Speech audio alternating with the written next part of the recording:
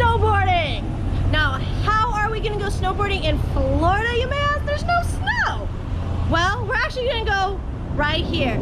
It's indoors, has a treadmill. It makes you actually feel like you're actually skiing or snowboarding on a real mountain. Now, something you explorers might not know about me is I'm actually a snowboarder and I am a skier. I've been snowboarding for about 10 years now, been skiing for pretty much my whole life. So we're gonna go see and compare what it is like snowboarding and skiing here on turf than actually skiing on actual snow. And also get some awesome advice from the instructors here as well. We're here in Winter Park, not too far away from Orlando, Florida. Just a little bit north, an easy, quick drive, honestly. And we're at the Winter Club Indoor Ski and Snowboard. And my best friend Danny here is gonna go up on the slopes. Now, Danny is actually an experienced snowboarder, but this is a little different compared to actual snow. We'll talk with Danny after her lesson here and see what she thinks, whether or not it's drastically different or it just takes some getting used to. Boots and bindings, so I'm not gonna, normally when we have a first time student who doesn't have any experience, I teach them all about the high back, the bindings, and teach them all the vocabulary. So again, my name is Christopher. I'm gonna be your snowboard instructor. I'm gonna use this remote control. I'm always gonna say 3, 2, 1, start. And 3, 2, 1, stop. If it leaves, and then come back to the bar. Good. Now you see that little orange X in the middle of the board? Now this time we're gonna push off and we're gonna touch that with our hand, but we're not gonna lean over, we're gonna squat. So hold up, watch me. So you have squatting down, and then come back to the bar. Your turn. Good. Now, watch me. Now, your turn. And when I say 2, I'm gonna ask you to push off of the bar, and then when I say 2, I'll say jump, and that's when I want you to jump. Okay. So go ahead, Danny, push off the bar, and jump. Nice, good job. Wow, very good, Danny. And so again, I'm gonna correct your posture. So right now you're sitting a little bit more like this, kind of like you're trying to ride a horse. Yeah. I'm gonna ride the snowboard. So I'm standing up a little straighter, a little bit taller. And we're gonna play a little game I like to play called Simon Says. You heard it? Yeah. Simon Says, raise your right hand. Simon Says, put your right hand down. Simon Says, raise your left hand. Put your left hand down. Simon didn't say. Epic fail. Simon Says, raise both hands. Very good, Danny. So you still had a ½ inch to 1 inch shadow underneath your toes? Nope. Nope. So how different is this compared to being on snow? Very completely different. I feel like you have to use more muscles to try to keep yourself up so you don't go flying up. Awesome. And again, Danny, you're kind of sitting down a little bit, so stand up a little bit taller. See how much muscle I'm using? Yeah, I can Like see the none. difference. I'm just completely standing up straight and tall. And the only reason I'm going backwards is because of increasing the friction by increasing the shadow underneath my toes. You see that? So if I want to come forward, I'm decreasing the friction, decreasing the shadow, and I'm coming to the bar. I'm not using my muscles at all. So now that you know how to do that, now we're going to go from the heel side back to straight. Now do you hear the difference? Mm-hmm. Now there's no friction in your board. You're literally just cruising down to the bottom of the straight. Good. And go back to the heel side. And let's see if you can scoot back to it. Very good, very good. So all you do is leaning back a little bit. It's kind of like a truss wall. Very good, Danny, very good. Very good. Very good. Awesome. Now see if you can come closer to the bar. Nice. So you just did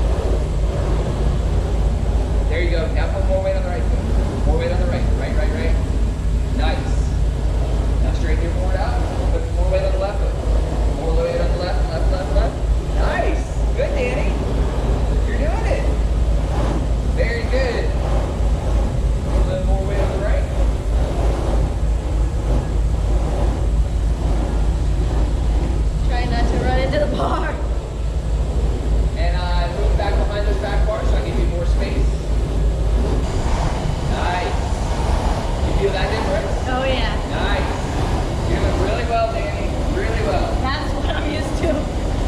Faster is funner, Yeah. and speed is your friend.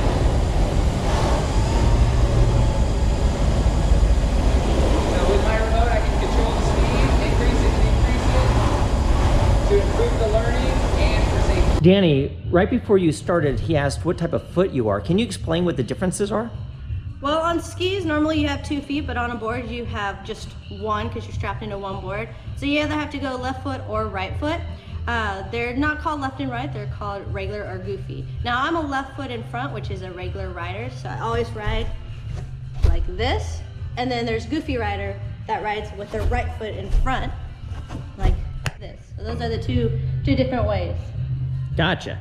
There's some J turns, so we're gonna go from the front bar, watch your head, to the back bar. And you go ahead and pop up. Remember, put your heels into the slope, toes to the sky. Fantastic. All right, so you're a regular footer. Yeah. So being left foot forward, so go ahead and scoot over a little bit. Actually, hold on, no, you're gonna go this way. We're gonna go heel side first. So come heel? over this way? Yeah.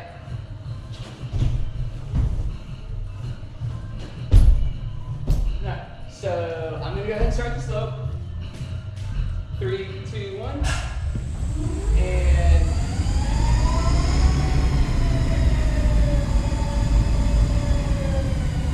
that'll be better. So weird. So what I'm gonna do is I'm gonna do a J turn and I'm gonna end up at the middle bar. Ready? Watch it. 10, 9, 8.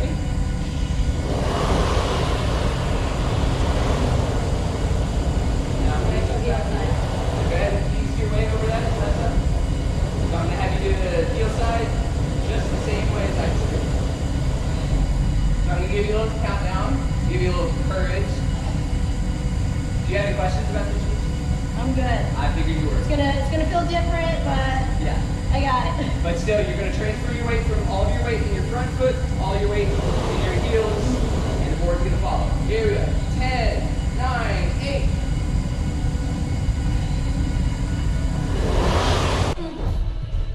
You're going to let go of the bar after the 10, 9, 8. And I'm going to go from all my weight on the front foot to, now I'm going to have all my weight in my toes. And I'm still going to have that ½ inch to 1 inch gap underneath my heels, because I know if I drop those heels, Yeah. it's not gonna That's be what I right. wanted to do when I fell that way on my heels. I wanted to fall on my butt because I knew it was gonna hurt less, but Yeah, that's right. Here we go. 3, 2, 1. So I'm gonna do it, and I'm gonna let you try it. So here we go. 3, 2, 1. Now I'm gonna hit my way up to the bar. Totally on my toe side. That's on the flat. Now I'm gonna go ahead and let you try it. Toe side. so Just remember to bring your weight into your toes. same thing, kind of keep it in, kind of shadow. Look in the mirror, and as you're bringing your weight forward over, make sure you push down on those toes, push down on those shins, bring your weight into the slope, just like you do on your own. Alright. Let's see it. You can do it, Danny. I have faith in you. I know I can. It's just weird. 3, 2, 1. Good, good, good, good. This is completely different. Like without a doubt. Yeah. But is it fun? No, it's fun. See? Yeah, it's absolutely a lot of fun. It's completely different. I can definitely feel. Get food in a pool. We teach for skiing. We start our kids at skiing 2.5 to 3. Normally we recommend 3.5 to 4 up, but we have done 2.5 to 3-year-olds. And they just either, on the day or the hour, take to it or don't take to it. One day they can come in and just be all excited and do everything you say and pay attention. The next day they're like squirrel. So that you can't really tell with the different kids. But definitely from the 4 on up, they're actually probably the easier ones to teach. Yeah, because they don't have any preconceived notions of what to do. They do something, you show them, they'll do it. If it works, they'll do it again. If it doesn't work, then they'll try something different. Whereas adults, we hear it, we think we understand it, we try to do it, but we're overthinking everything as adults. So adults sort of take a little bit longer sometimes to grasp the concept, because we have to overanalyze everything. But if we can relax like kids, we always tell people, embrace your inner child, relax, feel it, understand what's going on. We have to explain what you need to do first, but then once we've explained it, we don't want you to sit there and focus on those words or those specific steps. We want you to say, hey, I want to make a left turn, and do that left turn without having to break it down into, oh, I need pressure on my left big toe, on my right big toe, or I need to do this, or I need to lean back, or I need to, So we try to get to where you can relax it, just like any other sport. If you can relax your mind and your body, then you can progress so much quicker. And we try to foster the environment here to where, hey, you're in control, we're in control, you need to stop the slope, boom, we've got a button We're that on the stops the slope. mountain, it's just, We're on the mountain, you're just going. You're 3,000 foot up and you're looking down and going, oh, I gotta go all the way down there. Yeah, right?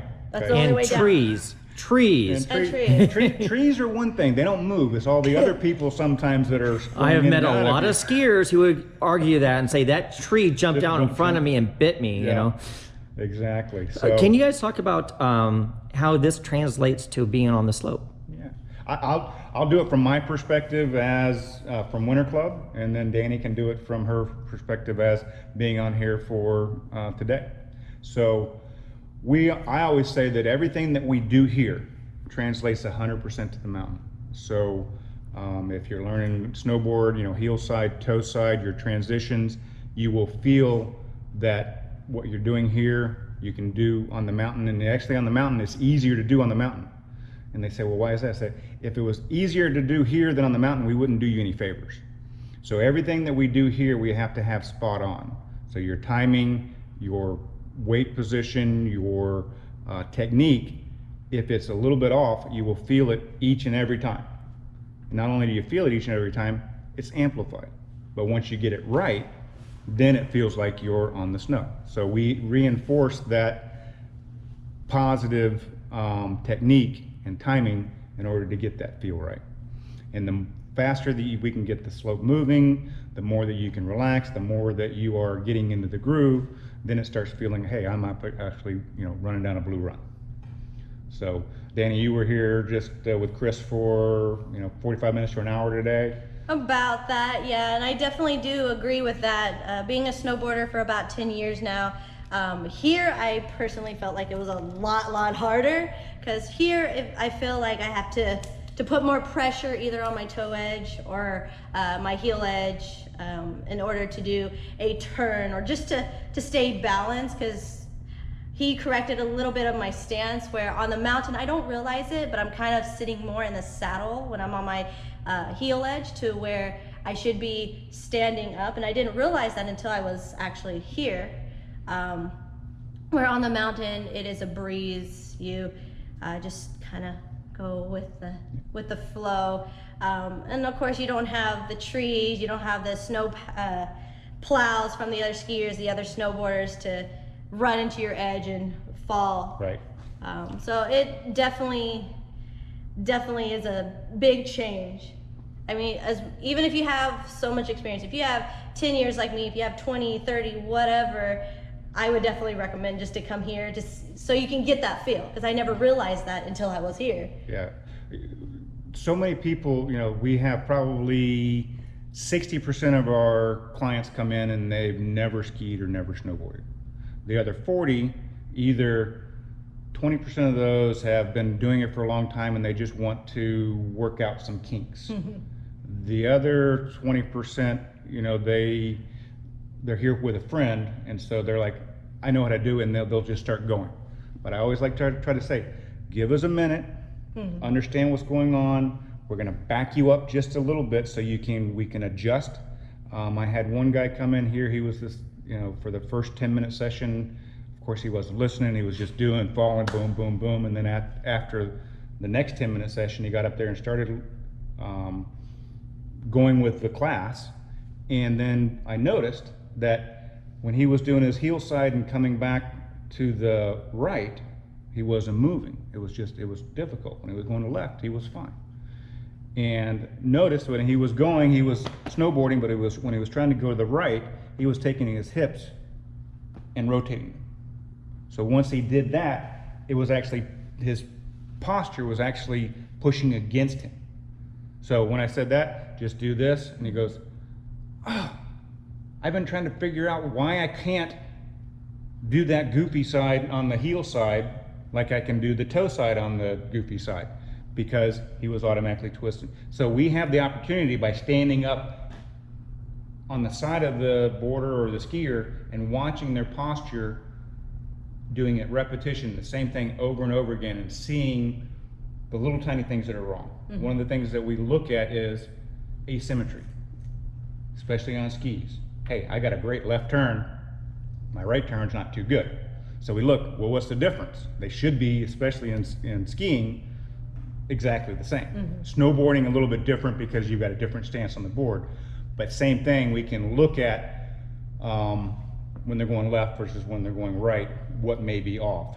You know, their timing, they might be a little bit hesitant going this way, where on the other side they're bouncing right into it. So it gives them the opportunity to do that over and over again, and then correct it, feel it corrected, feel it good, and then burn that into their muscle memory. And saying that, on the mountain, I'm 100%, I favored my heel edge for the first year I was snowboarding, because I was so scared to go on my toe edge for the first year. Here, I felt like when he was saying, okay, we're gonna do our heel edge, I was like, I got this, let's do this. This is my favorite edge. And then just when I did the turn, I had it, and then just with a different, not having the snow in order to kind of catch me, I actually fell on my face. I was like, oh, okay. Yeah, we find that most people that have done that, when they're trying to come in here, they're trying to make those heel side turns, and 9 times out of 10, if they're not getting it right, they have weight on that back leg. Yeah. They have weight on that back leg. It's always, get that weight on the front, and it's just going to smooth right around. For some reason, I felt more comfortable going to my toe edge. I still fell, just because it's completely different. But I felt more comfortable on my toe edge. I mean, even on the mountain, a lot of people say, "Oh, I feel more comfortable on my toe edge because I can see what's going up." But you don't really realize that in here. It's like, oh, okay. Winter Club Indoor Ski and Snowboard. We do training for both skiing and snowboarding, starting from ages 2 to 3 for skiers, and we try to start between 5 and 7 for snowboarders, just because of the size and the mass of getting that going. So we can teach people that have either never seen snow and are going out for the first time, or they've been skiing or snowboarding for years and they want to come in and hone their specific techniques. We're a controlled environment so that all of our instructors can watch your specific techniques over and over again and correct those little tiny details that you need to get that going. All of our sessions are always an hour long, and we'll break those sessions into 10-minute segments. 10 minutes on, 10-minute rest, 10 minutes on, 10-minute rest, 10 minutes on, 10-minute rest. And during that 10 minutes, you can either be one-on-one private with the instructor, or a semi-private, you and a friend, or a group of 3. Cost? For a private session, for just one private session, is $99. It includes the instruction, the slope time, skis, board, boots, helmets. If you do have your own boots or helmets, you can bring those in, but we do have to use our own skis and boards. For a semi-private, it's $59 each. These are adult prices. And then for a group of 3, is $49 each.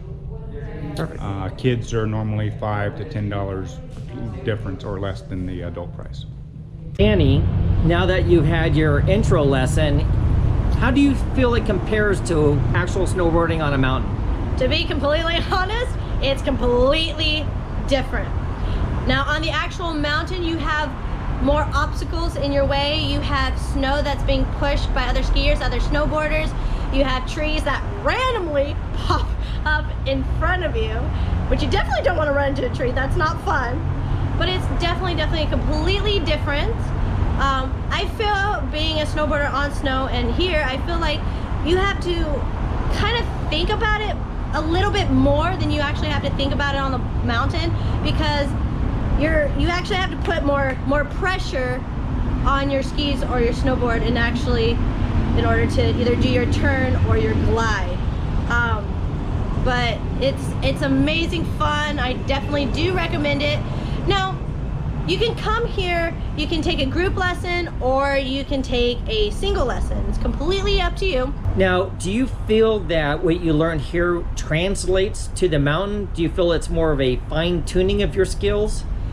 I definitely do feel like it's going to be a different tone.